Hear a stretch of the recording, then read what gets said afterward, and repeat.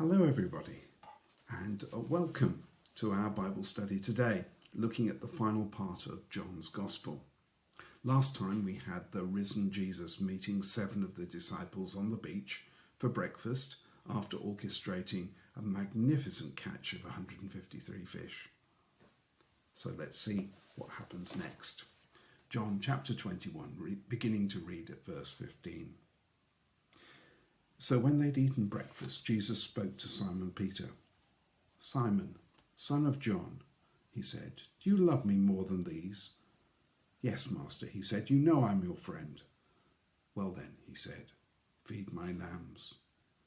"Simon, son of John," said Jesus again for a second time, "do you love me?" "Yes, Master," he said, "you know I'm your friend." "Well then," he said, "look after my sheep." "Simon, son of John," said Jesus a third time, "are you my friend?" Peter was upset that on this third time Jesus asked, "Are you my friend?" "Master," he said, "you know everything. You know I'm your friend." "Well then," said Jesus, "feed my sheep." "I'm telling you the solemn truth," he went on. "When you were young, you put on your own clothes and went about wherever you wanted. But when you're old, you'll stretch out your hands and someone else will dress you up and take you where you don't want to go." He said this to indicate the sort of death by which Peter would bring God glory. And when he had said this, he added, "Follow me." Peter turned and saw, following them, the disciple that Jesus loved. This was the disciple who had leaned back against Jesus' chest at the supper and had asked, "Master, who is it that's going to betray you?" "Master," said Peter to Jesus, seeing him there, "what about him?" "If it's my intention," replied Jesus, "that he should remain here until I come, what's that got to do with you? You must follow me." So the rumour went around the Christian family that this disciple wouldn't die. But Jesus didn't say he wouldn't die. What he said rather was this: "If it's my intention that he should remain here until I come, what's that got to do with you?" This is the disciple who is giving evidence about these things and who wrote them down. We know that his evidence is true. There are many other things which Jesus did. If they were written down one by one, I don't think the world itself would be able to contain the books that would be written. This is the word of the Lord. Thanks be to God. I wonder what forgiveness means to you.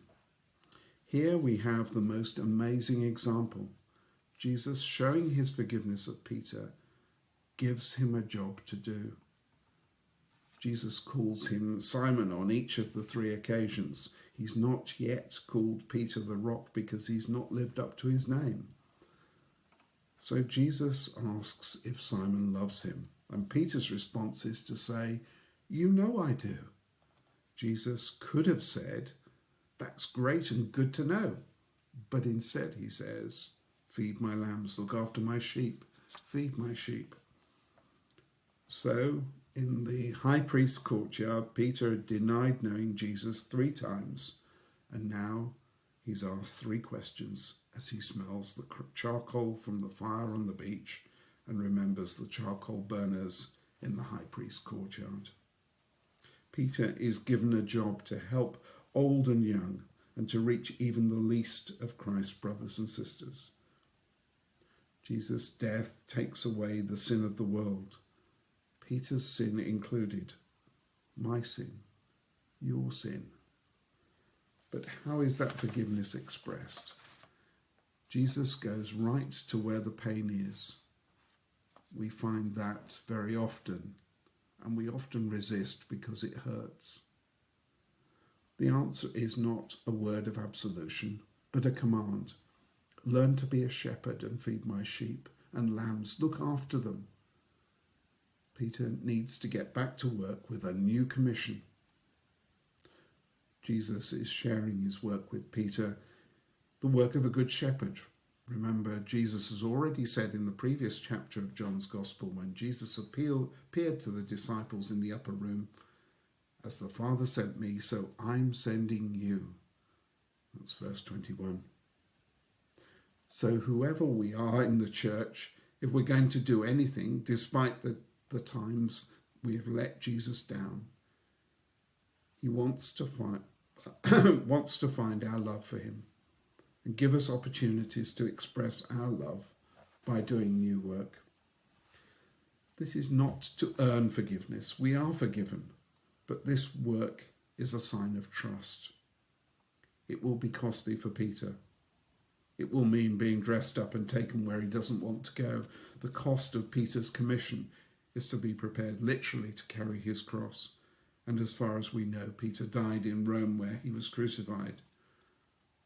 For us, there will be a cost, although few in this country will experience martyrdom. Peter, as we know, went on to lead the church and still make mistakes. But he did become a shepherd. He loved Jesus and he looked after his sheep. Following Jesus and loving Jesus means accepting responsibility for Jesus' people. Commitment to Christ involves commitment to the Church of Christ. Jesus comes together with his bride, the church, even though the church is torn, ill-clad, malnourished and diseased. We too still need to love Christ's church. So what is Jesus asking for from me, from you?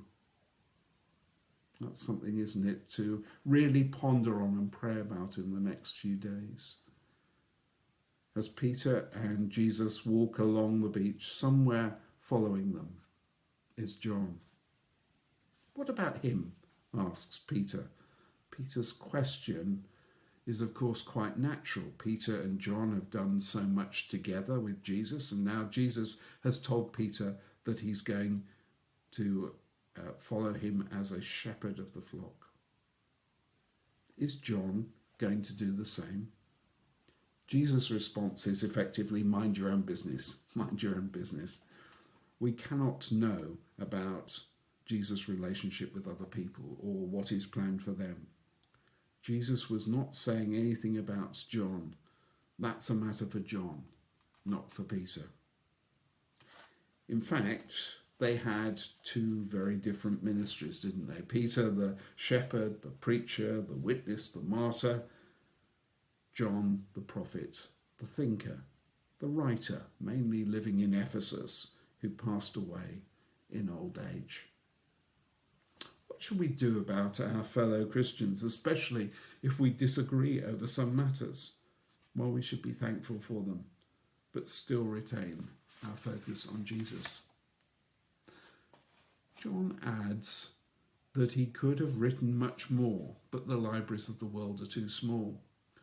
The world couldn't take it. Once the Word became flesh, all the books ever written could not do justice to what happened. It is our lives, lived in the power of the Spirit, that will reach further. We are sent into the world to save lives. Like the disciples, we follow him until the moment when he will turn and look at us face to face. We will ask him where he is staying, and he will take us there. As Jesus prays in the great prayer in the Garden of Gethsemane in chapter 17, I want those you have given me to be with me where I am and to see my glory.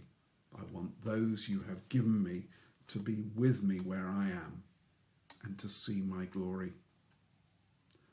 But that will not be the end, because there will be an eternity to explore all the things he has done and all the unsearchable riches of his kingdom.